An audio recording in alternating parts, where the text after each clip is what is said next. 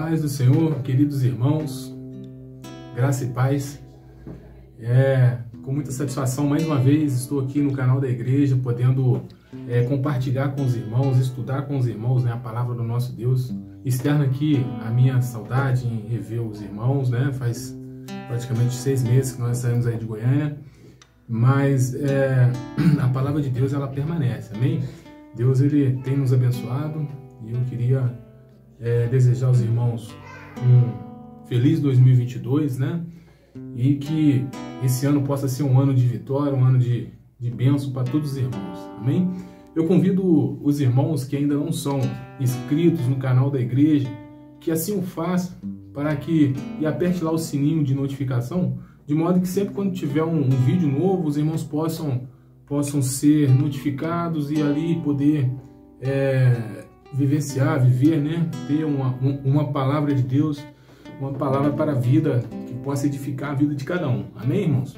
Eu convido os irmãos a abrir as vossas Bíblias aí no livro a carta aos Hebreus, capítulo 12. É um capítulo que Deus botou no meu coração, que eu creio que todos os irmãos, né, têm a palavra de Deus no coração. Os irmãos possam meditar nessa palavra depois que a gente fizer o estudo aqui. Que os irmãos pegam esse capítulo, dê uma analisada com cuidado ali, com calma, de modo que eu tenho certeza que esse capítulo de Hebreus ele vai falar muito com os irmãos, mas muito mesmo. Amém? Então nós analisando ali os versos 1 e 2, né? Ele nos exorta a unir como igreja e a deixar toda a diferença, todos os entraves, ideologias, e a olhar com paciência para Cristo, de modo a buscar a santidade e dar testemunho de amor dele, demonstrado no seu sacrifício na cruz, né? Assim nos diz, nos versículos de 1 a 2. Portanto, nós também, pois que estamos rodeados de uma tão grande nuvem de testemunhas, deixemos todo o embaraço e o pecado que tão de perto nos rodeia, e corramos com paciência a carreira que nos está proposta. Aí no 2, olhando para Jesus, autor e consumador da fé, o qual, pelo gozo que lhe estava proposto, suportou a cruz, desprezando a afronta, e assentou à destra do trono de Deus. O que nos fala os versículos 1 e 2? Que nós, como igreja de Cristo, nós temos que deixar todas as nossas diferenças de lado, né? Todas as diferenças de pensamentos, né? Todas as ideologias. Hoje em dia a gente vê bastante coisas mundanas, assim, bastante ideias, bastante pensadores, né? Que coloca cada coisa na cabeça da gente, que às vezes faz o cristão, a igreja dividir. É isso que Cristo nos ensina. Nós não devemos nos levar por esses modismos mundanos, né? Nós devemos unir como um só corpo, né? Assim como Cristo sempre nos une, assim como Cristo nos ensina. Amém, irmãos? Nos versos 3 e 4, nos orienta a dar valor ao sacrifício de Cristo antes de ficar murmurando e reclamando de qualquer situação difícil que possa aparecer. Aqui nos diz, no verso 3 e 4, considerai, pois, aquele que suportou tais contradições dos pecadores contra si mesmo, para que não enfraqueçais, desfalecendo em vossos ânimos. Ainda não resistes até ao sangue, combatendo contra o pecado. Amém, irmãos? Então, aqui, esses 2 versículos nos ensinam que nós não devemos ficar reclamando por qualquer tipo de situação que às vezes se levanta, né, contra a nossa fé, contra a nossa crença, contra as nossas convicções. Nós devemos o quê? Pensar no sacrifício que Cristo fez por nós lá na cruz. Amém? Ele sim levou todos os nossos pecados. Nós temos, assim como obrigação, de levar a palavra dele aos necessitados, né? Às pessoas que ainda não conhecem, né? Por mais que às vezes a gente pense que todo mundo já conhece. Eu servi lá em São Gabriel da Cachoeira, e na fronteira com a Venezuela, com a Colômbia, e lá, por incrível que pareça, lá existem populações indígenas que ainda não conhecem a palavra de Deus. Amém, irmão? Só para título de curiosidade, para ilustrar um pouco mais aqui a nossa palavra. Existe ainda muitas tribos indígenas que ainda não conhecem a palavra de Deus. Amém? Nos versos de 5 a 11, nos exorta a aceitar a correção que nos é dada pelas situações e pela palavra de Deus, né? Assim nos diz, 5 a 11. Os irmãos podem ir acompanhando aí pela Bíblia. Tá? Eu estou usando a versão Almeida Corrigida. Amém? Vamos lá, 5 a 11. E já vos esquecestes da exortação que argumenta convosco como filhos. Filho meu, não desprezes a correção do Senhor, e não desmaias quando por ele fores repreendido. Porque o Senhor corrige o que ama, e açoita qualquer que recebe por filho. Se suportais a correção, Deus vos trata como filhos. Por quê? Porque que filho há a quem o pai não corrige? Mas se estáis sem disciplina, da qual todos são feitos participantes, sois então bastardos e não filhos. Além do que tivemos nossos pais segundo a carne, para nos corrigirem, e nós os reverenciamos. Não nos sujeitaremos muito mais ao Pai dos Espíritos para vivermos? Porque aqueles, na verdade, por um pouco de tempo, nos corrigiam como bem lhes parecia, mas este, para nosso proveito, para sermos participantes da sua santidade. Amém? E, na verdade, toda correção ao presente não parece ser de gozo, senão de tristeza, mas depois produz um fruto pacífico de justiça nos exercitados por ela. Amém, irmãos? Então aqui a palavra nos ensina que nós devemos aceitar a correção que vem de Deus, né? Porque Deus, Ele corrige quem Ele ama, né?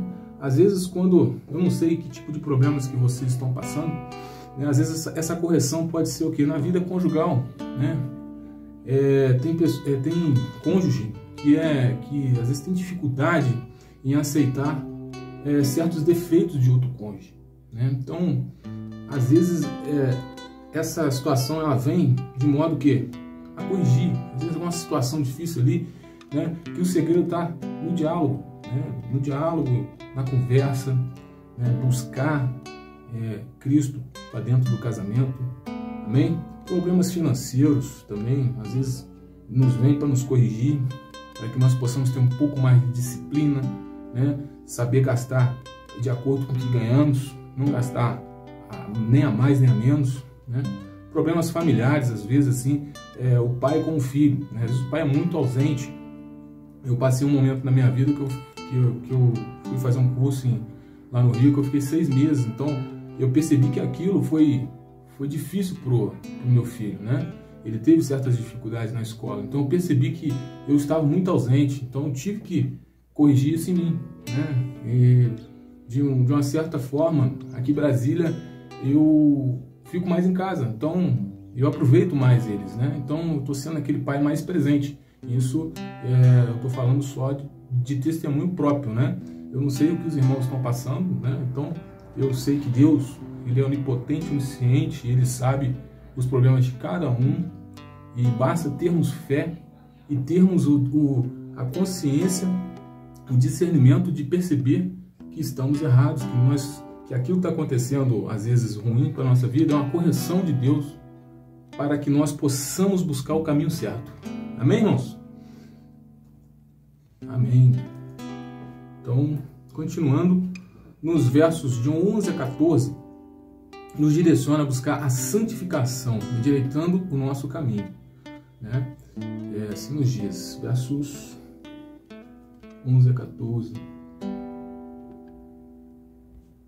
No caso de 12 a 14, né? Portanto, tornai a levantar as mãos cansadas e os joelhos desconjuntados, e fazei veredas direitas para os vossos pés, para que o que manqueja não se desvie inteiramente, antes seja sarado. Segui a paz com todos e a santificação, sem a qual ninguém verá o Senhor. Então nós devemos sempre buscar a santificação ao Senhor. O que é buscar a santificação ao Senhor? É nos negar a nós mesmos. Cristo nos ensinou isso. Aquele que quer me seguir, negue-se a si mesmo. O que é negar a si mesmo? Eu já citei vários exemplos, né, nas pregações passadas, de vontades carnais, né? A gente, antes da gente conhecer a Cristo, nós somos bombardeados com várias situações carnais, tipo, um happy hour na sexta-feira, um futebol, às vezes no domingo, no horário do culto, né? Às vezes alguma atividade que não vai edificar a palavra de Deus. Eu já participei de futebol que às vezes a gente fazia na igreja. Isso era salutar, a gente fazia uma oração ali antes, né? Era salutar, mas existe às vezes a diferença, que às vezes o futebol é marcado no horário do culto. Não é o caso, a gente não pode colocar as coisas carnais antes das espirituais. Amém? Nós devemos sempre buscar o que? A santificação. Paulo nos ensina que tudo nos é permitido, mas nem tudo nos convém. Um happy hour, por exemplo, vai ser edificante para mim? Em vez de eu ir para a igreja, então estar com a minha família, eu ir para um bar? Não é o caso. Amém, irmãos? Para nós que somos cristãos, não convém isso. Não convém. Amém? Continuando, nos versos de 15 a 21, nos orienta a manter o foco em Cristo, mesmo que levante pessoas, situações que porventura nos tente desfocar, para não cegos como Esaú, né, que trocou a sua bênção por um prato de comida, e nos mostra as consequências de sua escolha, né? Assim nos diz, do verso 15 ao 21. E ninguém seja devasso ou profano como Esaú, que por uma refeição vendeu o seu direito da primogenitura. Porque bem sabeis que, querendo ele ainda depois herdar a bênção, foi rejeitado, porque não achou lugar de arrependimento, ainda que com lágrimas o buscou.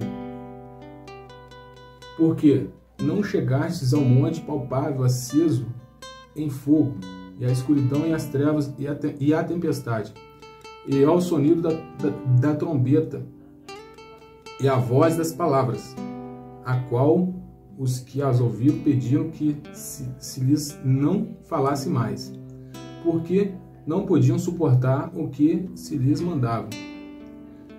Se até um animal tocar o monte, será apredejado, ou passado com um dardo. E tão terrível era a visão que Moisés disse: estou todo assombrado e tremendo.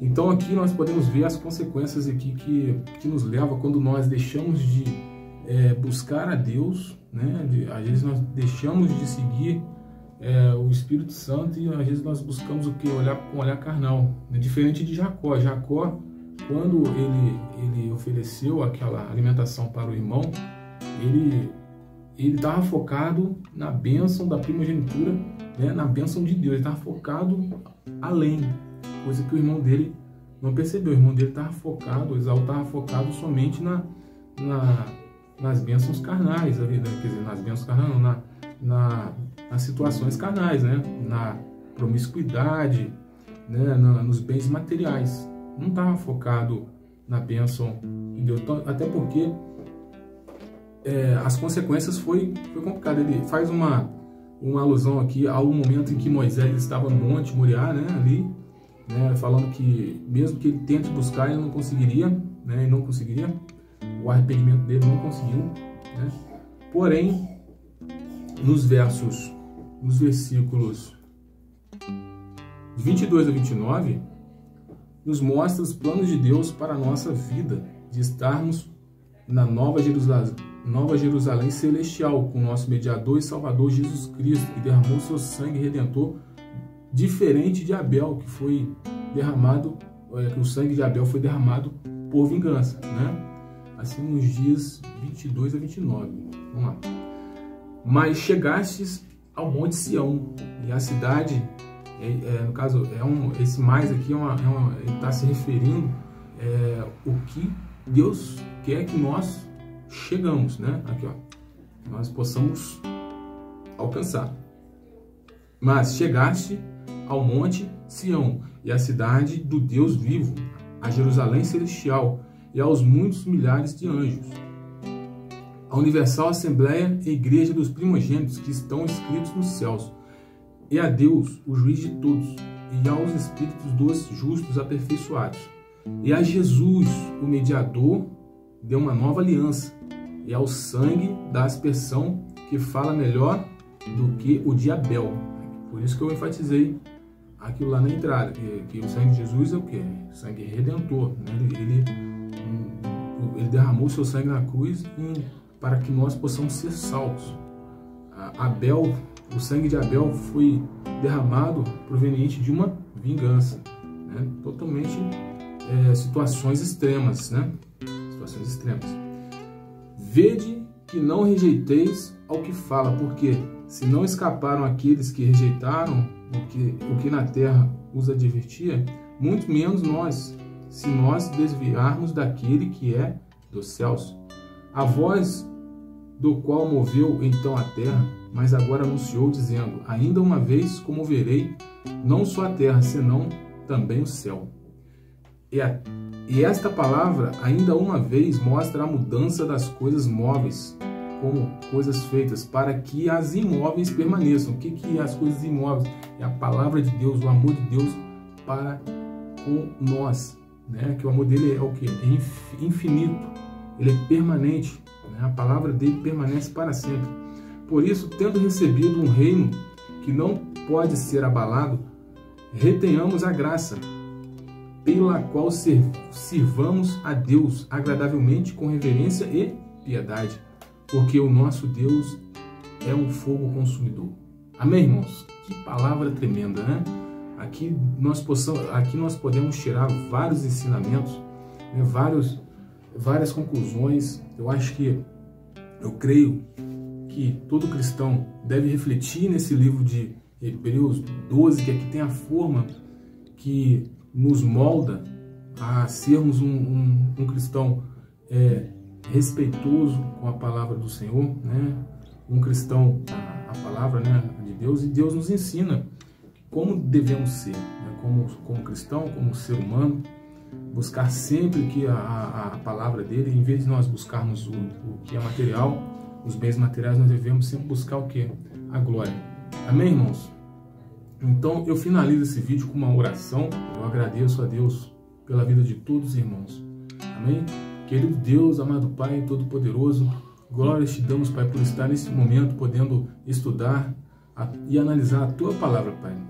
Assim como nos foi ensinado, Pai, em Hebreus 12, nós rogamos a Ti, Pai, que o Senhor possa fazer brotar em nosso coração, Pai, cada dia mais a vontade de servir a Ti, Deus. A vontade de estar perto de Ti, de nós buscarmos sempre o Teu Espírito, Pai, e não as coisas carnais que aqui nos são apresentados, Pai. Que todo modismo, que tudo aquilo que possa se levantar contra nós, Pai, que o Senhor venha, Pai, repreender com o Teu poder, Pai, de modo a sempre nos blindar, Pai, e que nós possamos ser luz nessa terra, Pai, que possa prevalecer a Tua palavra, Pai. É o que nós te pedimos e te agradecemos em nome de Jesus. Amém e amém. Boa noite, irmãos. Pai seja convosco e até a próxima palavra. Amém?